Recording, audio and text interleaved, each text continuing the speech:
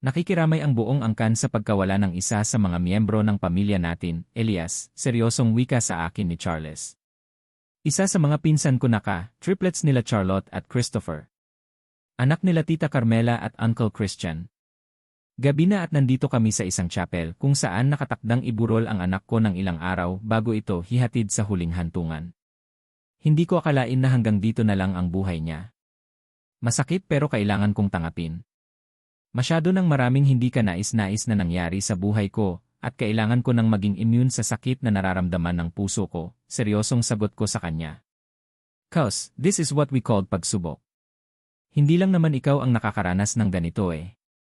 Alam namin na ginawa mo ang lahat para mailigtas siya, pero hindi na talaga niya kinaya. Wala na tayong magagawa pa kundi tanggapin ang katotohanan na wala na siya, seryosong sagot nito. Yes, ano pa nga ba ang magagawa ko? Tanggapin ang lahat lalo na at hindi pa naman katapusan ng mundo. Malungkot.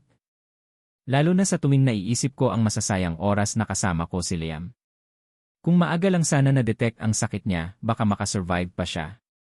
Kaya lang, sa nakalipas ng 3 taon, wala din kasi akong ibang ginawa kundi ang magpaka-busy dito sa hospital. Inasa ko kay Rebecca ang pag-aalaga kay Liam at huli ko nang nalaman na napapabayaan niya pala ito. Wala din kasing ibang ginawa si Rebecca nitong mga nakaraang taon kundi ang mag-shopping at nagpakasasa sa buhay. Nagiging bulag at bingi ako sa mga ginagawa nito. Dahil nga wala akong maalala sa nakaraan, lahat ng sinasabi nito ay pinaniniwalaan ko. Hindi naman din kasi nagsusumbong sa akin ang mga kasambahay. Takot sila kay Rebecca. Sa bagay, ang galing kasi talagang umakting ni Rebecca. Pangfamas at hindi ko man lang napapansin na sa tuwing nasa paligid lang ako pinapakita niya sa akin na inaalagaan si Liam. Palaging ang yaya ang nakabantay dito. Nire-report naman ng yaya kay Rebecca sa tuwing nagkakasakit si Liam pero hindi ko alam kung naging mabuti bang ina si Rebecca. Ni hindi man lang ito nag-abala na dalhin sa hospital si Liam sa tuwing nagkakasakit ito. Sa tuwing may lagnat ang bata, pinapainom kaagad ng kung anong mga gamot. Hanggang sa huli na ang lahat ng malaman namin ang tunay na dahilan kung bakit mahina si Liam. Leukemia. Yes, isang sakit na kahirap gamutin at malubha na bago pa namin ito nalaman. Parang gusto ko din sisishin ang sarili ko sa mga nangyari. Hindi ko nabigyan ng oras si Liam. Ang akala ko talaga okay lang siya pero nagkamali ako. He's not okay at masakit sa akin na nakikita ko ang anak ko na nasa loob na ng kabaong. I failed him. Kulang ang oras na ibinigay ko sa kanya. Napabayaan ko din ang sarili kong anak. May sarili akong hospital pero sarili kong laman at dugo hindi ko nailigtas sa sakit niya. Kaya nga hindi ko nahahayaan pa na mangyari ulit ang ganitong bagay. Hindi ko na kaya pang may isa pa akong anak na mawalay sa akin. Magiging malaking aral sa akin ang nangyari ngayon. Nasaan nga pala si Rebecca? Seryosong tanong sa akin ni Charles. Nagpalinga-linga pa ito sa buong paligid. Wala siya at wala akong balak na ipakita sa kanya si Liam hanggang sa huli, seryosong sagot ko. Naiinitindihan ko ang galit mo at kung anuman ang mga desisyon mo ngayon, nasa sayo yan. Hindi kami makikialam, seryosong sagot nito. Pagkatapos noon, tinapik ako nito sa balikat bago nito inuko pa ang isa sa mga upuan kung saan makikita din ang iba miyembro ng angkan na nakikiramay sa akin sa masakit na nangyari sa buhay ko. Tumawag si Amery sa akin, kinukumusta ka? Actually, kanina pa siya tumatawag sa'yo pero hindi mo daw sinasagot, seryosong wika ni Mommy. Pagkaalis ni Charles sa tabi ko, si Mommy naman ang lumapit sa akin. Wala sa sariling hinugot ko ang cellphone sa aking bulsa at doon ko nga napansin ang maraming missed calls mula kay Amery. Hindi ko tuloy malaman kung matutuwa ba ako or lalong malungkot. Pinapansin ako ngayon ni Amery dahil nasa gitna ako ng pagluluksa. Parating siya. Kasama niya ang pinsan mong si Christopher. Teka lang, nasaan pala si Rebecca? Seryosong muling tanong nito. Wala si Rebecca. Hindi po siya dadating kahit kailan, seryosong sagot ko. Ano ang ibig mong sabihin? Teka lang, may ginawa ka ba sa kanya? Seryosong tanong nito. Mom, ayaw ko po munang pag-usapan ang tungkol sa bagay na yan. Kung sakaling darating si Amery. Much better po. Siya ang higit kong kailangan. Ang presensya niya ay malaking bagay para maibsan ng kahit na kaunti ang lungkot na nararamdaman ng puso ko. Tatawagin ko lang si ate, palabas na ako ng bahay nang marinig ko ang seryosong boses ni Katrina. Kakatapos ko lang mag-ayos para pumunta sa buro ng anak ni Elias at hinihintay ko na lang ang pagdating ni Christopher. Dadaanan niya kasi ako dito sa bahay at sabay na lang kaming pupunta doon. Ayaw ko din kasing pumunta mag-isa. Nahihiya ako. Galit ka na naman. Alam mo, ilang beses ko nang napapansin na feeling ko mainit ang ulo mo sa akin, narinig kong sagot ni Christopher kay Katrina. Out of curiosity, hindi natuloy ang tangka kong paglabas.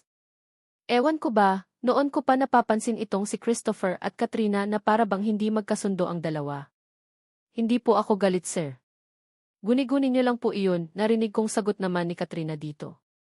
Mahinahon naman ang boses nito pero sadyang papansin lang yata itong si Christopher para pansin din ni Katrina.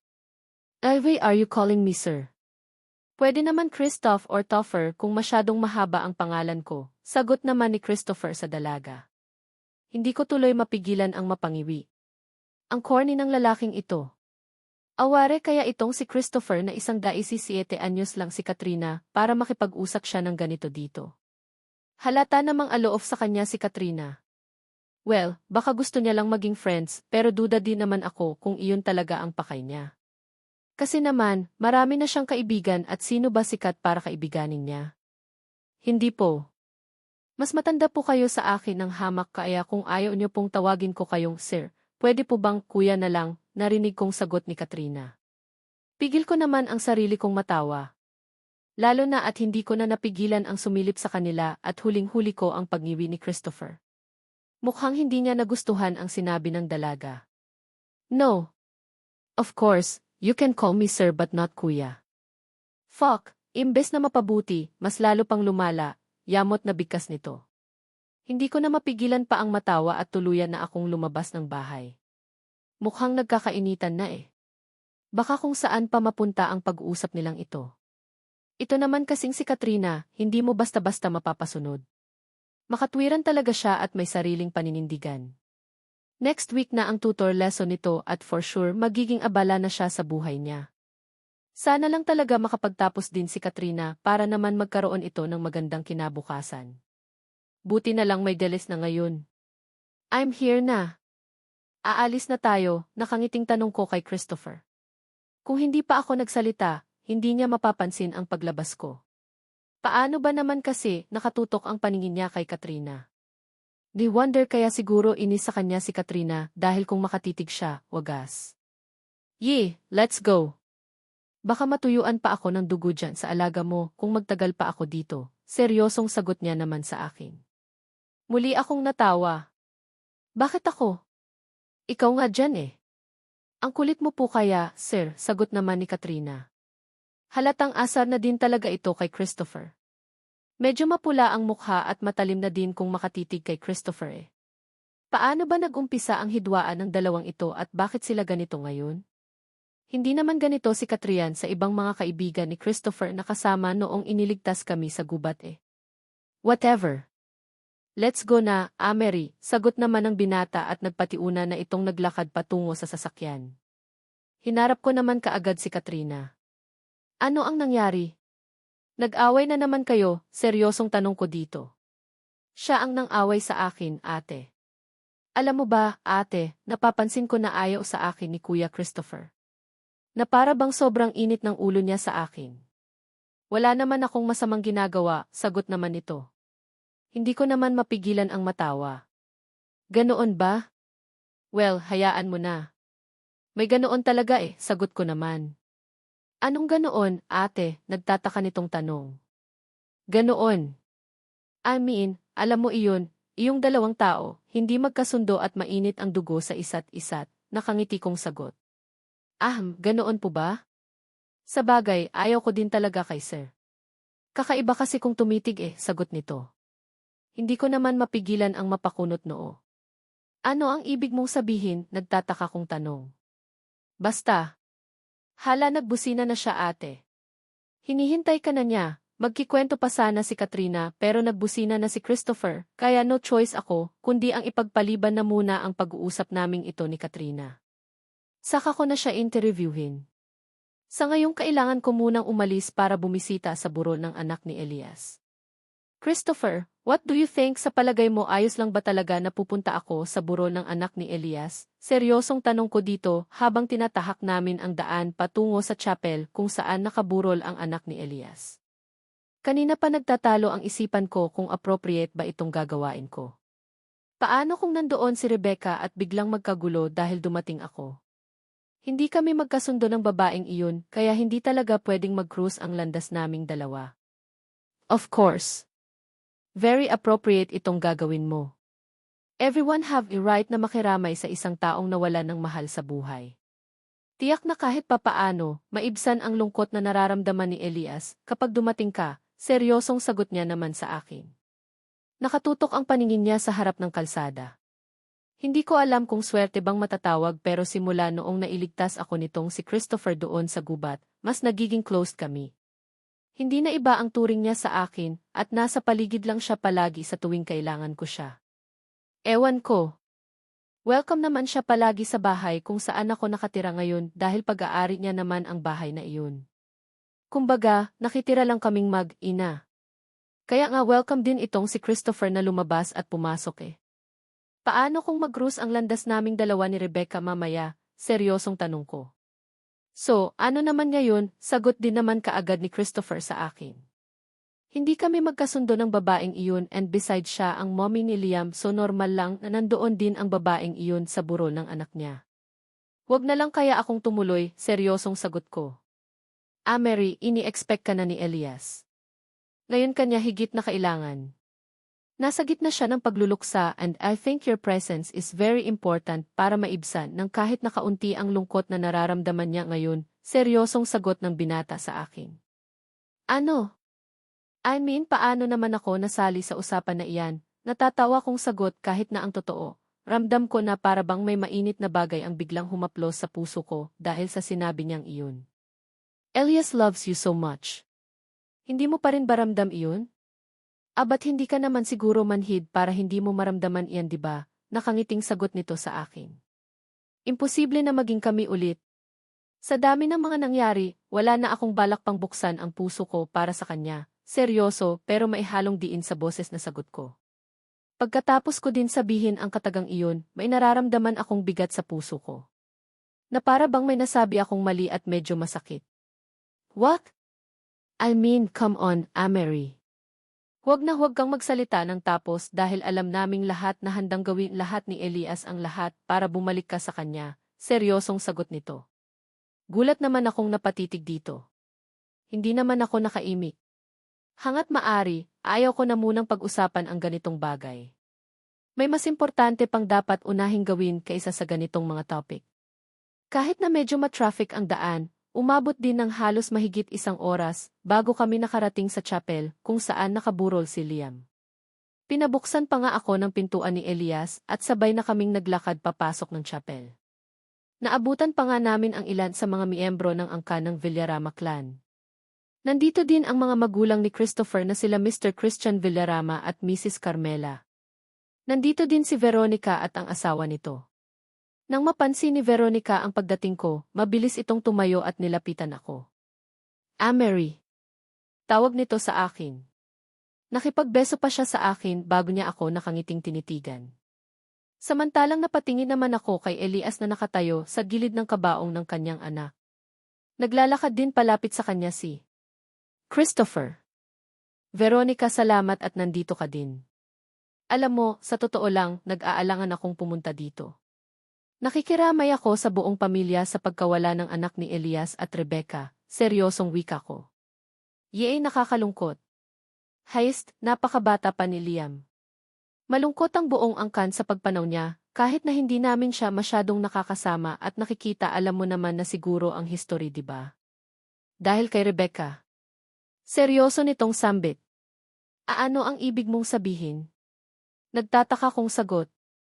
Loob ng 3 taon, never na inilapit nila Elias at Rebecca si Liam sa angkan namin.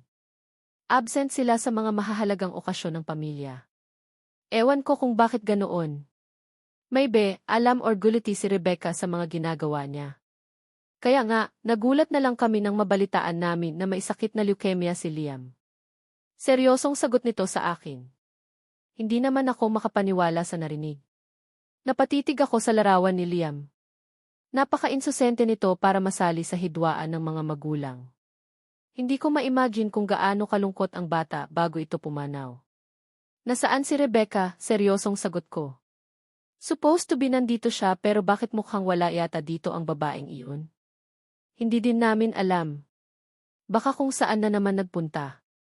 Nitong huli na lang din namin nalaman na wala naman talaga siyang amor sa anak niya at duda din kami kung alam niya ba na wala na ito. Seryosong sagot nito sa akin.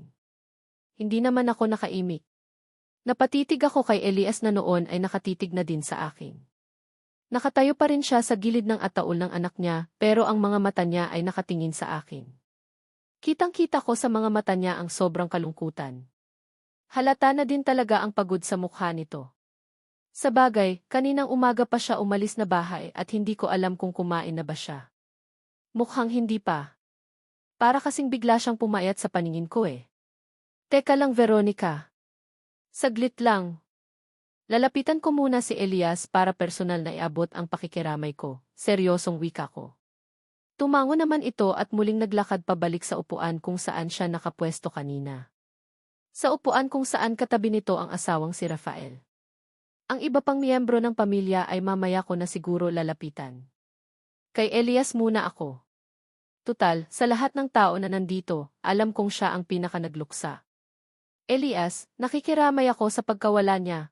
Wika ko kay Elias pagkalapit ko sa kanya. Tumitig ako sa walang buhay na anak niya sa loob ng ataul at nag-alay ng ilang minutong pananalangin. Ang cute na anak ni Elias. Sobrang cute at sayang talaga. Sobrang sayang. Pagkatapos kong mag-alay ng panalangin, muli akong napatingin kay Elias. Nakatitig pa rin sa akin ang malungkot niyang mga mata, kaya hinawakan ko na siya sa kanyang kamay. Alam kong walang kapantay na sakit ang nararamdaman mo ngayon. Pwede naman umiiyak eh. Walang masamang umiyak, seryosong bigkas ko. Pagkatapos noon, binitawan ko ang kamay niya at akmang maglalakad paalis, pero maagap niya akong nahawakan sa braso. Huwag kang umalis, Mary. Please, dito ka lang sa tabi ko, seryoso niyang bigkas. Elias, ano ang ginagawa mo? Hindi ako aalis. Upo lang ako doon kasama ng iba, sagot ko naman kaagad sa kanya. Mahigpit ang pagkakahawak niya sa braso ko at sa amin na nakatingin ang halos lahat. Sabagay, karamihan sa kanila ay puro mga miyembro lang naman ng angkan pero nakakahiya pa rin. Ano ba itong si Elias? Nasaan ba kasi ang Rebecca na iyon? Dito ka lang. Masyadong masakit at baka hindi ko kayanin ang lahat-lahat, seryosong sagot ni Elias sa akin. Hindi ko naman mapigilan ang mapabuntong hininga. Kailangan mong kayanin ang sakit. Hindi pwedeng hindi. Wala na siya, wala na ang pinakamamahal mong anak at mahirap tangapin iyon. Pero palagi mong isipin na maraming nagmamahal sa iyo, Elias, seryosong sambit ko. Isang malungkot na ngiti ang gumuhit sa labi nito sabay iling. Awang-awa ako sa kanya. Feeling ko, hindi ako naging mabuting ama sa kanya. Kung na-detect lang sana ng mas maaga ang sakit niya, wala sana siya sa sitwasyong ito ngayon. Ni hindi ko na maalala kung kailan ang huling ngiti ng anak ko. Nawalan ako ng time sa kanya, malungkot nitong sagot sa akin. Hindi ako nakaimik. Napabaling ang tingin ko kay Mommy Miracle na noon ay lumapit na din sa amin. Mary, ihamabuti naman at dumating ka. I think kailangan ng magpahinga ni Elias. Pwede bang samahan mo na muna siya? Malumanay ang boses na wika nito. Maang naman akong napatitig kay Mommy. Ako talaga? Bakit ako ang sasama dito kay Elias ang dami naman nila ditong magkakadugo? Nandito din ang iba pang mga pinsan na mga lalaki. Si Christopher, si Charles, bakit hindi na lang sila? I hope you don't mind, iha. Hindi pa kumakain si Elias simula kaninang umaga, kaya sana mapilit mo siya, halos pabulong na wika ni Mommy Miracle sa akin. Hindi naman ako nakaimik. Napatitig ako kay Elias na noon ay nakatitig din sa larawan ng anak niya. Susubukan ko po siyang pakainin pero kung ayaw niya po, wala na po akong magagawa, seryosong sagot ko. Salamat, iha. Siya nga pala, heto ang susi ng kotse niya. Kami na muna ang bahala dito. Ialis mo muna siya sa lugar na ito para naman makahinga din siya ng maayos. Nag-aalala ako sa kanya. Baka kung mapaano na siya Darating din naman mamaya ng kaunti ang kakambal niyang si Elijah, kaya sana mapilit mo siyang kumain ang magpahinga, Mary, seryosong sambit nito. Alanganin naman akong tumango. Okay po, Mommy. Susubukan ko po, sagot ko din naman kaagad. Tumango naman ito sabay tapik sa aking balikat at naglakad pabalik at naupo sa kanyang pwesto. Samantalang muli kong itinoon ang buo kong pansin kay Elias. Hindi ka pa raw kumakain?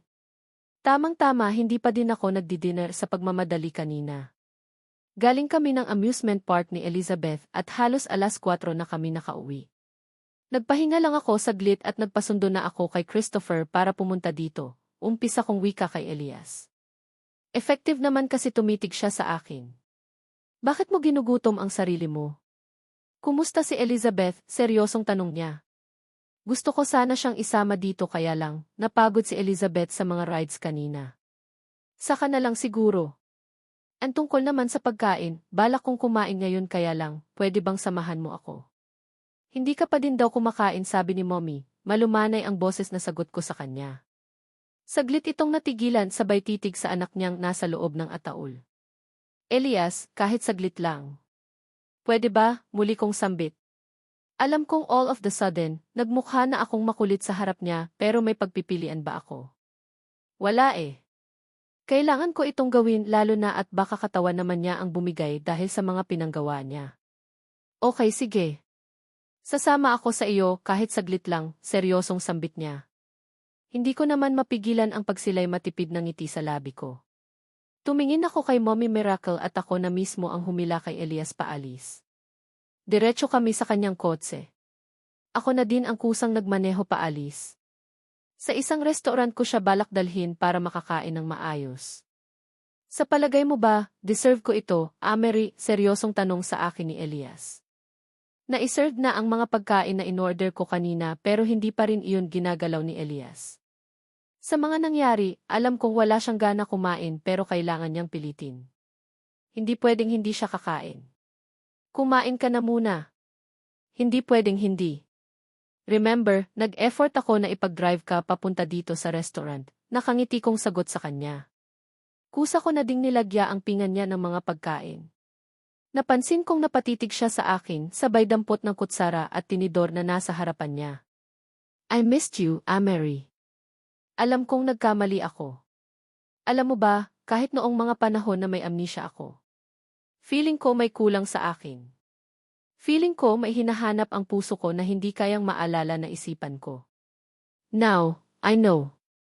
Ngayong nagbalik na ang alaala ko, alam ko na kung ano ang hinahanap ko, seryosong sagot niya. Naramdaman ko na lang ang pagagap niya sa palad ko. Hindi naman ako nakaimik. Feeling ko, bigla akong nanigas sa aking kinaupuan. Samut-sari na damdamin ang biglang lumukob sa buo kong pagkatao. Hindi ko din ma-explain kung ano ba ang pwede kong maramdaman. Basta kakaiba at hindi ko alam kung bakit ganito. Siguro dahil si Elias pa rin. Siya pa rin ang laman ng puso at isipan ko. I really miss those days. Noong magkasama pa tayo sa iisang bubuong. Noong mga panahon na ipinagluluto mo pa ako and sometimes, hinahatiran mo pa ako sa opisina ng mga pagkain every lunchtime. Mangyayari pa kaya iyon, Mary? Tell me, Dee. Muli niyang bigkas. Sa narinig kong iyon mula sa kanya, ni hindi ko na napigilan pa ang pagpatak ng luha mula sa aking mga mata. Yes. Mangyayari pa kaya iyon? Talaga bang may pag-asa pa kaming dalawa? We never know. Kahit ako, I really miss those days, Elias. Kaya lang, sa dami ng mga nangyari, masyado nang masakit ang lahat-lahat. Siguro, mas maganda na muna ang ganito. Hayaan na muna natin ang ating mga puso na maghilom. Sariwa pa ang sakit. Sariwa pa ang mga hindi ka nais-nais na alaala, seryosong sagot ko sa kanya. Mary, I am sorry. Hindi ako magsasawang sabihin sa iyo ang katagang iyan. Nagkamali ako. Alam kong sobrang nagkamali ako. Isa akong malaking failure. Hindi lang sa sarili ko, hindi lang sa iyo at sa anak natin, kundi sa buong angkan namin, seryosong sagot niya. Huwag mong sabihin iyan, Elias. Huwag mong isipin ang tungkol sa bagay na iyan. Nagkamali ka lang pero pwede ka namang bumangon eh. May mga bagay minsan na nangyayari na lang na hindi natin kontrolado, seryosong sagot ko sa kanya. Dahil gago ako. I am an idiot kaya ang daming apektado sa mga actions ko before. Ikaw, si Baby Elizabeth pati na din si Liam. Kanina, habang nakatitig ako sa walang buhay na katawan ni Liam doon ko, biglang na-realize na life is too short pala. Sobrang iksi ang buhay at gusto ko na lang gamitin ito sa makabuluhang bagay, seryosong wika niya. I will help you to heal. Promise. Nakangiti kong sambit habang hindi ko pa rin mapigilan ang pagpak ng luha sa aking mga mata. Kaagad akong kumuha ng tissue at pinunasan iyon. Ano ba, bakit ba ako naiiyak? Ito ang mahirap sa akin eh. Kapag mga ganitong usapan, napakababaw ng luha ko. Don't leave me, Mary. Dito ka lang sa tabi ko. Feeling ko, kapag mawala ka sa akin, mababaliw na ako. Sobrang fragile ng puso ko ngayon. I can't handle pain. Please stay beside me. Please, Mary, nakikiusap niyang bigkas. Kitang-kita ko sa mga mata niya ang sincerity kaya naman tipid ko siyang inisyan. Yes, of course. Nandito lang ako. Now, kailangan na nating kumain. Lumalamig na ang mga pagkain na nasa harapan natin, nakangiti kong sagot sa kanya.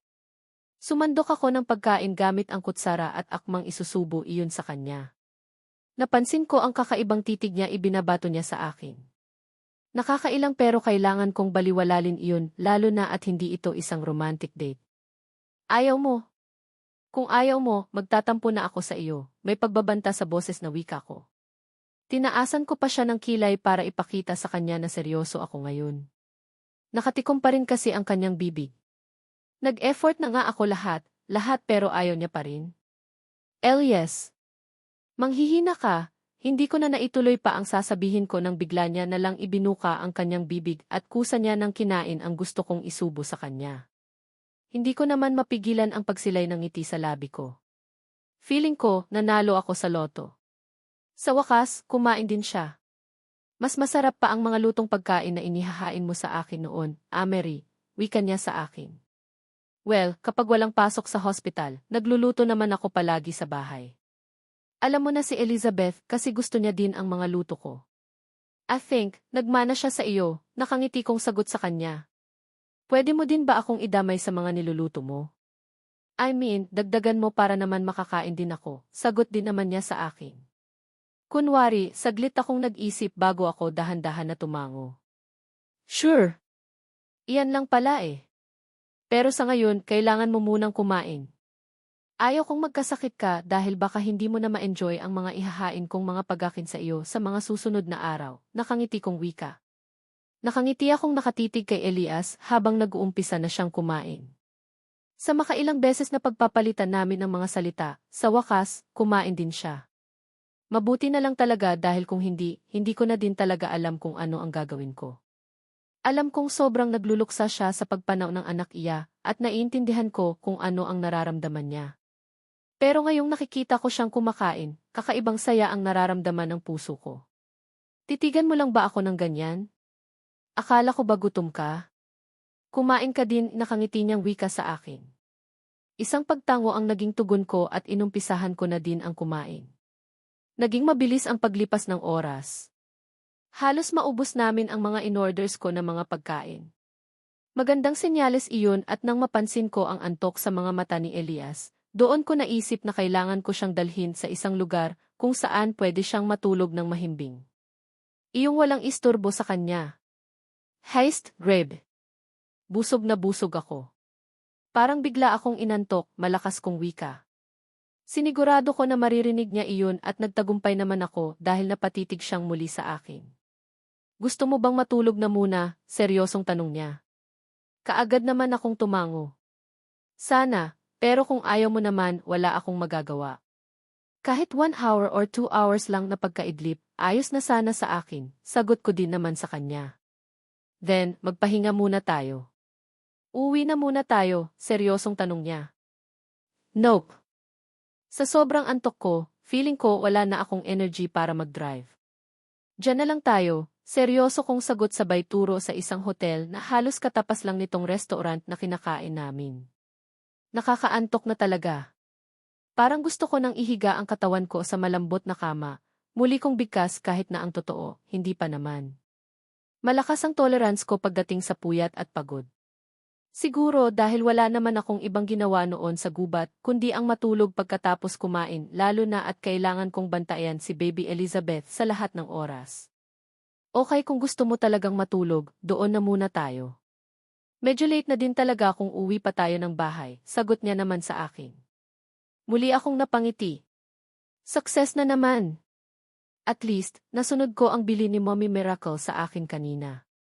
Napakain ko na si Elias, ang pagtulog na lang ang kulang para kahit papaano, makapagpahinga ito ng maayos. So, halika na, tanong ko sa kanya. Sabay na nga kaming lumabas ng resto. Pagkasakay namin ng kotse, nag-insist si Elias na siya na daw ang magdadrive, pero hindi ko siya pinagbigyan. Ako na. Alam mo, hindi ko alam kung ano ang meron sa kotse mong ito. Kay sarap kasing i-drive eh. Parang ang smooth ng lahat at super gaan, nakangiti kong wika sa kanya. Gusto mo ba talaga? Kung ganoon, sa iyo na. Ibibigay ko na lang sa iyo iyan, nakangiti niyang sagot sa akin. Hindi ko naman mapigilan ang matawa. No. Ano ka ba? May bago din akong kotse ngayon. Regalo sa akin nila Rafael at Veronica, nakangiti kong sagot. Pwede ko ding ibigay sa iyo ang kotse na ito. Regalo ko din para sa iyo, sagot niya din naman kaagad. Pag-iisipan ko kung magagamit ko ba talaga. Mahal ito at baka kapag ito ang gagamitin ko sa tuwing papasok ako ng hospital, baka isipin ng mga kasama ko na sobrang yaman ko. Baka mautangan pa ako, pabiro kong sagot sa kanya. Nagmumukha na yata akong clone ngayon sa paningin ni Elias. Ang boundary kasi napilit kong inihaharang sa pagitan naming dalawa ay kusa ko ng tinangal. Sa bagay, kailangan ko itong gawin lalo na at ngayon niya din ako higit na kailangan. Noong mga panahon na nagsasama pa kami bilang isang magkarelasyon, never naman siyang naging masama sa kain totally. Sadyang hindi lang niya mapigilan ang pagiging babaero niya, kaya kami naghiwalay at isa pa, masyadong palaban si Rebecca. Kay hirap ipagtanggol nitong si Elias kapag nasa paligid lang si Rebecca. Ang speaking of Rebecca, nasaan na kaya ang babaeng iyon? Bakit wala siya sa burol ng anak niya kanina? Ano naman kung mahal? Ganito na lang, i-order na lang kita ng bago, sagot niya naman din sa akin. Huwag na. Baka kasi masayang lang eh. Mas-stock lang sa bahay at hindi ko naman magamit. Dagdag lang sa liability ko iyan, sagot ko din naman kaagad. Ako ang bahala sa liability na iyan. Hindi ka pwedeng tumanggi lalo na at napag-usapan na natin ito, seryosong sagot niya. Hindi na ako nakaimik pa. Well, siguro nga, wala na akong karapatang pang tumanggi. Bahala na nga. Kung gusto niya, edi sige. Bahala na. Nandito ako sa tabi niya para i-comfort siya, hindi para makipagdebate sa kanya. Kaagad na din naman kaming nakapag-check-in ni Elias. Ang hotel na kinaroroonan namin ay may kanugnog ng mall. Sa isang side hotel at sa kabila pang side ay isang shopping center. Maganda at malinis ang buong paligid since kakabukas lang pala nito. Iisang kwarto lang ang kinuha namin. Gusto ko kasing mabantayan itong si Elias eh. Tiwala naman ako na hindi siya gagawa ng mga bagay na hindi ko magugustuhan lalo na at nagluluksa siya. Matutulog lang kami kaya kami nandito ngayon sa loob ng isang hotel. Mauna ka nang gumamit ng banyo, Elias, nakangiti ko pang utos sa kanya. Nakaupo ako dito sa sofa at kunwari, busy sa aking cellphone. Sa totoo lang, naiilang ako. Ganito pa rin kasi talaga kalaki ang epekto sa akin ni Elias eh. Shocks feeling ko, para akong isang teenager na kasama ang aking crush sa iisang silid. Hindi na din naman sumagot si Elias at diretso na siyang pumasok sa loob ng banyo. Pinilit kong baliwalain ang pagkailang na nararamdaman ko sa ngayon. Hangat maaari ayaw kong ipalahata sa kanya na malaki pa rin ang epekto niya sa akin. Mabilis na lumipas ang ilang minuto. Napansin ko ang paglabas ni Elias mula sa banyo, kaya mabilis na din akong napatayo. Ako naman ang gagamit ng banyo. Don, pilit ang ngiting tanong ko sa kanya. Iniiwas kong mapatingin sa kanya lalo na at naka-bathrobe lang siya ngayon. Gosh, nailang talaga ako. Ano ba ang nangyayari sa akin? Bakit ba ganito ang nararamdaman ko ngayon? Ikaw naman, nakangiti niyang sagot sa akin. Tumango lang ako at mabilis na akong pumasok sa loob ng banyo. Pagkapasok ko sa loob, ramdam ko ang malakas na tibok ng puso ko. Para akong nag-jogging ng ilang kilometro sa lakas na tibok ng puso ko. Wala sa sariling napahawak ako sa aking dibdib. Huminga ng malalim at pilit kong pinapakalma ang sarili ko. Ano ba ang nangyayari sa akin? Bakit ganito ang nararamdaman ko? Mary, relax. Si Elias lang iyan. Hindi ka pwedeng magpadala sa kung ano man ang nararamdaman mo ngayon. Si Elias lang iyan. Remember, hiwalay na kayo kaya hindi ka dapat makaramdam ng ganito sa lalaking iyon. Ipinilig ko ang aking ulo. Huminga ng malalim bago ako naglakad patungo sa lavatory. Kumpleto naman ang loob ng banyo. May mga bagong toothbrush, toothpaste pati na din mga sabon. May mga malinis din ng mga towels pati na din bathrobe. Ang problema lang talaga ay wala akong pamalit na damit. Pero carry na din total naman, nakadress naman ako na lagpas tuhod. Bibili na lang ako bukas ng umaga. Ng pamalit na damit or baka uwi na lang din siguro ako sa bahay. Lalo na at may pasok pa ako sa hospital kinahapunan. Hindi kasi ako pwedeng lumiban. Lalo na at kakaumpisa ko pa lang sa aking trabaho. Saka, kawawa ang mga pasyente ko. Muli akong huminga ng malalim. Pinakatitigan ko ang sarili kong reflection sa salamin bago ko dinampot ang toothbrush. Pilit kong inialis sa isipan ko kung nasaan ako ngayon. Hindi pwedeng mag-isip ako ng kung ano-ano. Nakakahiya naman kay Elias. Baka ako lang ang ganito tapos ang lalaking iyon, baka sa mga sandaling ito, tulog na eh. Pagkatapos kong gawin ang mga dapat kong gawin dito sa loob ng banyo, lumabas na ako. Kaagad na din akong nakahinga ng maluwag nang mapansin kong tulog na si Elias sa kama. Siguro, pagod talaga ito kaya ganoon. Nagpa siya akong sa sofa na lang matulog. Medyo malaki at mahaba ang sofa at kasya naman ako.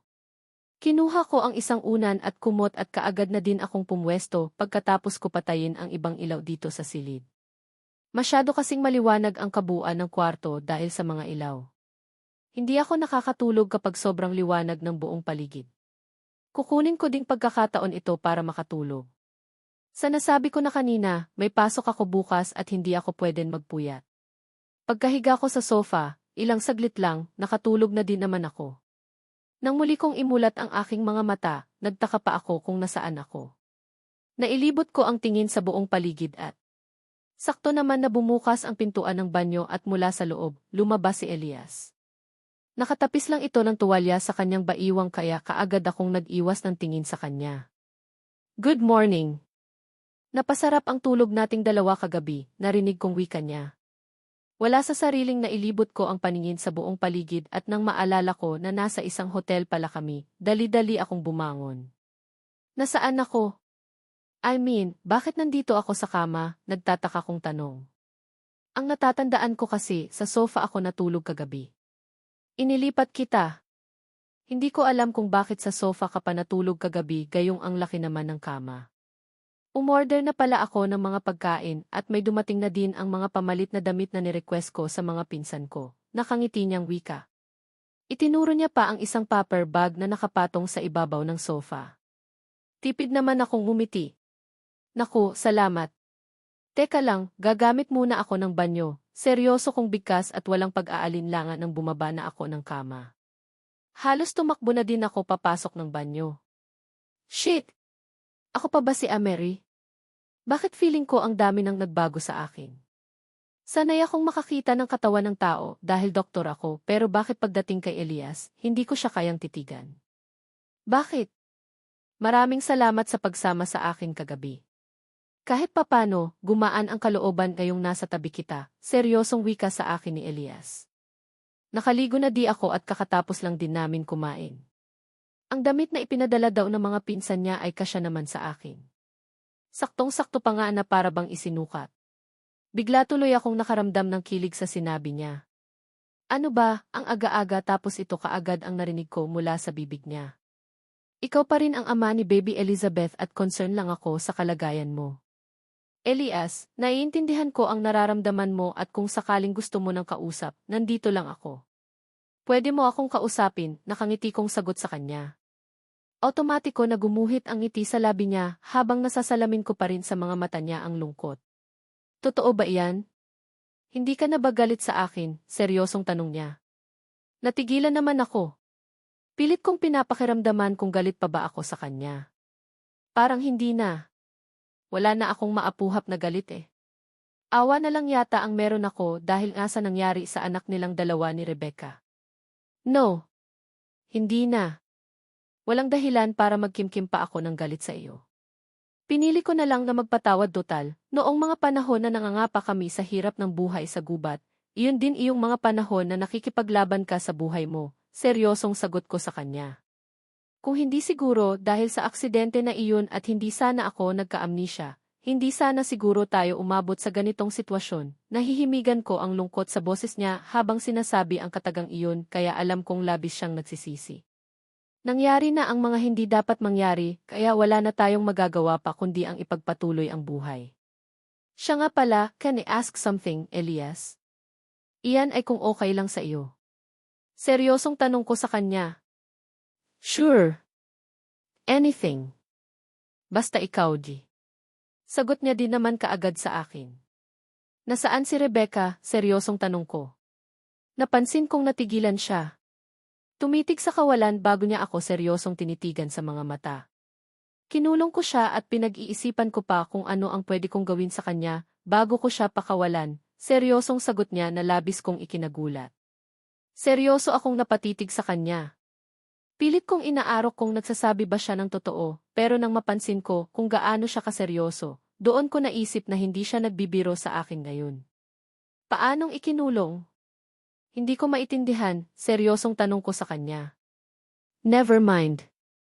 Ihahatid na muna kita sa bahay. Alam kong may pasok ka pa mamaya sa work mo at ayaw kitang pigilan dyan. Saka, namimiss ko na ang anak natin. Gusto ko muna siyang makita, seryosong bigkas niya. Alanganin naman akong tumango. Alam ko, nararamdaman ko na totoo ang sinabi nitong si Elias na ikinulong niya daw si Rebecca. Pero saan? Bigla tuloy akong nakaramdam ng pag-aalala. Hangat maari ayaw ko din naman siyang gumawan illegal or labag sa batas. Pagkalabas naming dalawa ni Elias sa hotel siya na din ang nag-drive. Diretso kami ng bahay kung saan naabutan namin si Baby Elizabeth sa living room na nanonood ng television. Nang tanungin ko si Katrina kung bakit nandito sa living room si Baby Elizabeth, sinabi nito na kanina pa raw kami nito hinihintay. Well, halata naman dahil noong nakita ni Elizabeth ang ama niya, buong paglalambing itong kaagad na nagpakarga na siyang ginawa naman ni Elias kaagad. Tatay, I missed you po, narinig ko pa nga ang malambing na boses ni Elizabeth sa ama niya. Nakangiti naman akong naglakad palapit sa kanila. Ako, hindi mo ba ako namimiss? Buong giliw kong tanong. Sabay pa silang napatingin sa akin. Of course, miss na miss din kita, nanay. Bakit ngayon ka lang? Saan kayo galing ni tatay? Sunod-sunod na tanong nito sa akin. Hindi ko tuloy mapigilan ang mapangiwi. Bakit ba ganito ang anak ko? Ang daming tanong. Saan daw tayo galing, Heart? Nakangiting tanong ni Elias sa akin. Kahit na nagluluksa siya sa pagkawala ng isa niyang anak, nagagawa niya pa ring ngumiti ngayon sa harapan ng anak namin. Saka, ano na naman itong tawag niya sa akin? Heart na naman? Ikaw na lang kaya ang sumagot, Elias. Pupunta ako ng kusina at titingnan ko kung ano ang pwedeng kainin mamayang lunch, nakangiti kong sagot. Pwede bang tirhan mo ako kung sakaling magluluto ka? I mean dito ako uwi mamayang gabi or baka bukas ng umaga. Ilagay mo lang sa fridge para hindi masira, seryosong wika naman ni Elias sa akin. Napatigil ako sa paghakbang at seryoso siyang tinitigan. Sure. Elinot, nakangiti kong sagot. Thank you, nakangiting sagot niya, kaya naman kilig to the highest level akong naglakad paalis. Hindi ko alam kung ano ang nangyayari sa akin pero bakit sobrang gaan ang pakiramdam ko. Feeling ko muli akong bumalik sa dati. Well, pwede naman sigurong kalimutan na ang masasakit na nakaraan at mag-focus sa ngayon, di ba? Pero syempre, pwedeng kalimutan ang masakit na nakaraan pero hindi din ako titigil hangat hindi namin makamit ang tunay na hustisya. Gusto ko pa rin na makulong si Rebecca para mapagbayaran niya lahat ng pagkakasala na nagawa sa amin. Hindi pwedeng ganoon-ganoon na lang. Muntik nang nalagay sa alanganin ang buhay namin ni Elizabeth. At baka kapag hindi ko siya maihabla, baka ulitin niya na naman ang ginawa niya sa amin. Wala na akong tiwala pa kay Rebecca. As in wala na talaga. Tatay, balik ka mamaya ha, bigkas nang naglalambing na si Elizabeth. Kung pwede nga lang na huwag na akong umalis sa tabi nilang dalawa ng nanay niyang si Amery, gagawi ko sana. Kaya lang, hindi pwede. Marami pa akong kailangan na asikasuhin. Naman. Babalik ako, nakangiti kong sagot sa kanya. Paalis na ako pero ayaw pa rin magpababa nitong anak ko. Nakakarga pa rin siya sa akin ngayon. Mukhang tama yata ang palaging paalala sa akin ni Amery na huwag daw sanayin si Baby Elizabeth sa karga-karga. Pero wala eh. Ito lang din kasi ang isang paraan na alam ko para maiparamdam sa kanya kung gaano ko siya kamahal. I love you, tatay, malambing na wika nito. Hinalikan pa ako nito sa pisngi at siya na mismo ang kusang nagpababa sa akin. I love you too, baby. Huwag kang masyadong magpasaway kay nanay ha. Ano ang gusto mong pasalubong pagbalik ko? Nakangiti kong tanong sa kanya. Wala po. Basta, bumalik ka lang, happy na po ako, nakangiti nitong sagot. Wala sa sariling napatingin ako kay Amery, nakakalabas lang din ng pintuan ng bahay. Nandito na nga kasi kami sa garden at paalis na ako kaya lang, halos ayaw ngang humiwalay sa akin nitong si Elizabeth. Wala sa sariling pinakatitigan ko si Amery. Nakadamit pambahay na ito at walang kahit na anong make-up na nakapahid sa mukha pero sobrang ganda pa rin ito. Parang ayaw ko na tuloy umalis at magstay na lang muna dito sa bahay para makasama pa siya. Pero nang maisip ko naman si Liam bigla akong nakaramdam ng lungkot. Na pala, hinihintay ako ng isa kong anak. Ang kaawa-awa kong anak. Nandito ka pa rin? Naku, alam ko na. Hindi ka makaalis dahil kay Elizabeth no? Nakangiting tanong ni Amery sa akin. Ayos lang. Hinintay ko talaga ang paglabas mo. Gusto kong makita ka muna bago ako alis, nakangiting sagot ko sa kanya. Kaagad niya naman akong pinagtaasan ng kilay kaya lalo tuloy siyang naging cute sa paningin. God, ang hirap iiwas ang tingin sa kanya. Bakit ganito, habang tumatagal, mas lalo yata siyang gumaganda sa paningin ko. Sige, bolahin mo pa ako. Dagdagan mo pa, nakangiti nitong wika at tuluyan na siyang naglakad palapit sa amin. Ako na ang bahala kay Baby Elizabeth. Nakatulog ako kagabi kaya may time ako na ipagbake siya ng favorite niyang cupcake, nakangiting muling wika ni Amery.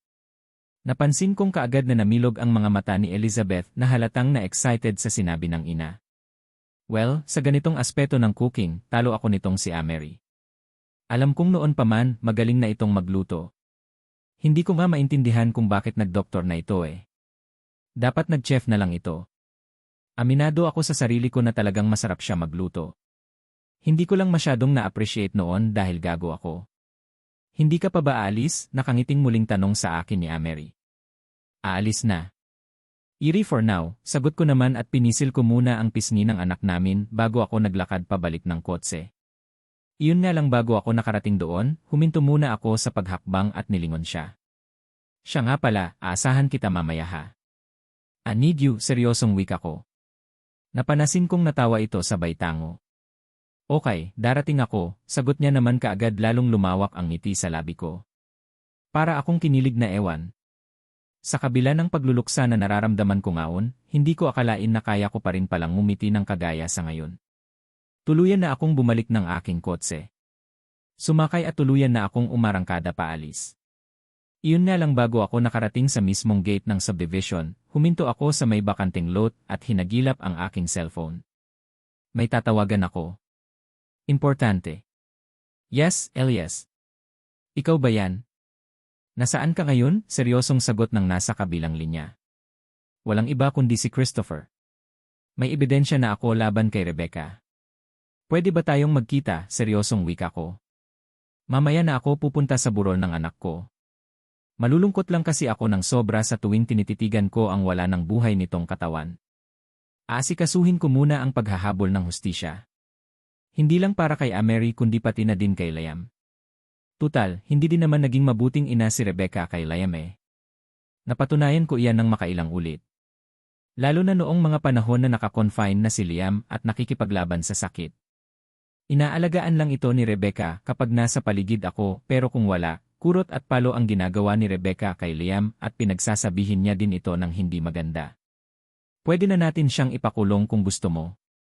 Teka lang, saan mo ba gusto tayong magkita? Sagot naman kaagad ni Christopher mula sa kabilang linya.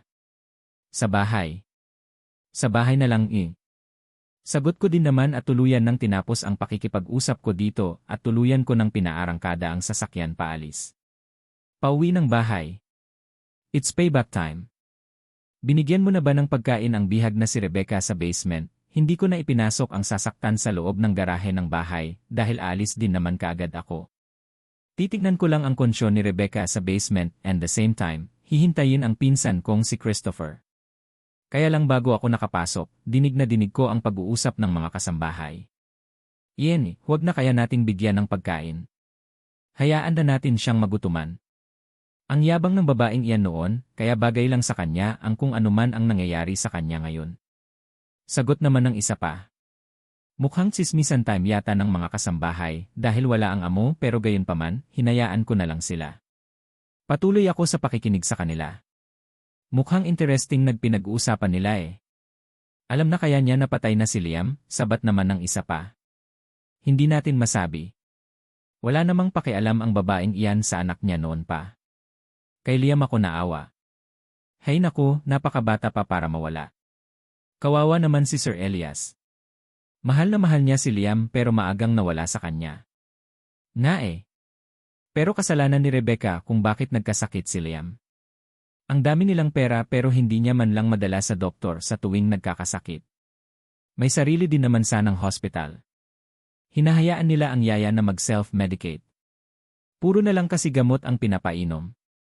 Abat napakabata pa ni Liam para painumin ng mga paracetamol at antibiotics dahil akala ng baliw na Ma'am Rebecca na iyan, lagnat lang ang sakit ng anak niya, sabat naman ng isa pa.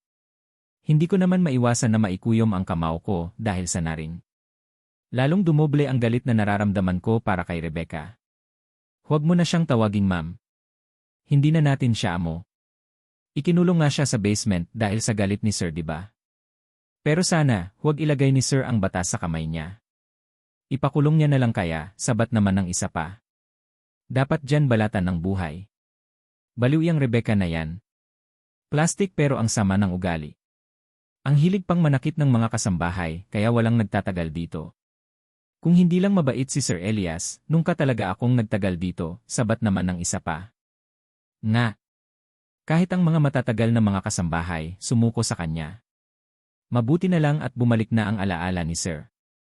Hindi pala siya ang babaeng gusto ni Sir, diba? Saka naalala niyo ba noong ibinato ni Rebecca si Liam sa kama dahil ayaw tumitigil sa pag-iyak? Naku, gusto ko na talagang isumbong siya kay Sir, kaya lang baka ako naman ang mabaliktad. Magaling magsinungaling ang babaeng iyon Nakakatakot kalabanin, gigil na wika ng isa pa. Hindi ko naman mapigilan ang pagkuyom ng kamao ko. Pakiramdam ko biglang umakyat ang dugo sa ulo ko. Hindi ko ito alam. Hindi ko akalain na nangyayari pala ito sa sarili kong pamamahay. Bakit kasi hindi mo sinumbong? Palagay mo ba papaniwalaan ako ni Sir? Saka, bago pa lang ako noon dito. Baka mamaya, baliktarin pa ako ng baliw na Rebecca na yan Mahirap makisawsaw sa away ng iba lalo na at mahirap ka. Sa bagay. Pero alam mo, wala naman talagang gusto si Sir sa Rebecca na yan. Napaikot niya lang dahil nga nagka-amnesia. May ibang gusto na babae si Sir at kilala ko kung sino, wika naman ng isa pa. Kung hindi ako maaraing magkamali, isa siya sa mga nagtatagal na kasambahay dito sa akin. Hala, sino? Halos panabay na tanong ng mga kaharap nito. Kilala ko kung sino. Si Amery. Mahamak na maganda, mabait at maalaga. Ha? Amery? Yun ba yung doktor? Siya yun. Naku, sana siya na lang. Namimiss ko na din si Amery. Saka, may anak din sila ni Sir Elias, no? Talaga hala. Sana siya na nga lang. Naawa na ako kay Sir Tiyak ako na masakit talaga sa kanya ang pagkamatay ni Liam. Kahit busy palagi si Sir, nakikita ko kung gaano niya kamahal si Liam, sabat ng isa pa. Hindi ko na tinapos pa ang pakikinig sa usapan nila at tuluyan na akong pumasok sa loob. Nang makita ako ng isa sa kanila, napansin ko pa ang pamimilog ng mga mata nito sa gulat na akala mo nakakita ng multo bago sila nagpulasan. Kanya-kanyang punas ng kung ano-ano habang ang iba naman ay pasimpleng tumalilis. Si Rebecca, seryosong tanong ko. Nasa basement pa rin po, Sir. Binabantayan pa rin ng mga tao mo. Sagot din naman kaagad nito. Tumango ako at naglakad sa living room. Pakisabi sa kanila na dalhin si Rebecca sa living room. Sabihin mo din na bantayan ng maayos at huwag hayaan na makatakas, seryosong sagot ko. Tumango naman ito at mabilis na tumalima. Kayong lahat. Bumalik kayo ng servants' quarter. Tama na muna ng linis, utos ko sa mga naiwan na mga kasambahay. Sabihin nyo din sa iba, muli kong bigkas. Ayaw kong makita nila ang mga nangyayari sa buong paligid. Mabuti na lang at mabilis silang kausap dahil kanya-kanya na sila pulasan paalis. Elias, hindi ka na ba galit sa akin? Sabi ko ng aba hindi mo ako matitiis nakangiting wika sa akin ni Rebecca pagkapasok niya dito as loob ng living room. Akmang lalapit ito sa akin pero mabilis itong nahawakan ng isa sa mga tao ko. Ano ba? Ano ba ang ginagawa mo? Bastos ka, galit na sigaw nito. Napatitig sa akin ang tao ko at kaagad ko din naman siyang tinanguan. Iwan niyo na muna kami, seryosong utos ko dito. Kaagad naman silang tumalima kaya matamis na napangiti si Rebecca sa akin. Elias, mahal mo ako diba? Ako pa rin diba? Seryosong tanong niya sa akin. Hindi ko naman mapigilan ang mapangisi. Alam mo ba kung bakit kita pinapasok dito sa loob kahit na gustong-gusto na kitang patayin? Seryosong tanong ko sa kanya. Napansin kong saglit itong natigilan bago naglakad palapit sa akin. Hindi ko maintindihan. Ano ba ang nangyayari sa'yo, Elias? Hanggang ngayon pa ba galit ka pa rin sa akin? Seryosong tanong niya. Rebecca, yan na lang ba palagi ang maririnig ko mula sa bibig mo? Ni mo man lang kinukumusta ang anak natin? Talaga bang isa kang ina? Talaga bang anak mo si Liam? Galit kong sigaw sa kanya. Natigilan naman ito. Nagtatanong ang mga matang tumitig sa akin. Hindi mo man lang ba ako kumustahin kung kumusta ang anak mo? Muli kong tanong sa kanya. Hindi mo man lang ba ako tatanungin kung ano na ang nangyayari sa kanya? Galit kong sigaw. Natamim naman ito. Nakita ko sa mukha nito ang matinding pagtataka. Ano ba? Bakit kailangan ko pa siyang kumustahin sa'yo, gayong pwede mo naman sabihin sa akin kung ano ba talaga ang nangyari sa kanya? Tanong niya naman kaagad sa akin. Come on, Elias. Hindi ba't nasa hospital si Liam? Ginagamot na ng mga magagaling mong doktor, sagot niya sa akin. Mabilis akong napatayo at walang sabi-sabing umangat ang kamay ko at malakas siyang sinampal. Iniiwasan kong manakit ng babae physically pero hindi ko na talaga kaya. Wala na si Liam. Patay na siya. Hindi mo pa rin ba naiintindihan? Malala ang kalagayan ni Liam at hindi niya nakinaya. Patay na ang anak mo, galit kong sigaw sa kanya. Natameme naman ito habang baka sa mukha nito ang pagkagulat. Anong sabi mo? Wala na si Liam? Hindi. Hindi totoo yan. Nagbibiro ka lang diba? Hindi totoo yan, seryosong sagot niya sa akin. Sapo niya ang nasaktan niyang pisngi kaya naman mapakla akong tumawa. Hindi totoo. Sa palagay mo, kaya kong magsinungaling sa'yo, lalo na kapag ang kalagayan ni Liam ang pag-uusapan. Rebecca, patay na siya. Dahil sa kapabayaan mo, nagkasakit at namatay si Liam, galit kong sigaw sa kanya. Halos dumagundong ang boses ko sa buong paligid dahil sa sobrang galit. Ramdam ko ang panginginig ng laman ko at pigil ko ang sarili ko na lapitan si Rebecca at pilipitin ang leg nito dahil sa matinding galit. Ano? Hindi. Hindi totoo yan. Hindi pwede, naiyak niyang bigkas. Para itong nanghihina na napaupo sa sofa. Kusa ding tumulo ang luha sa mga nito.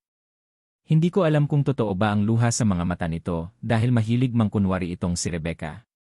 Magaling siyang magdrama at hindi ko na naalala pa kung kailan ito naging totoo sa akin. Impossible.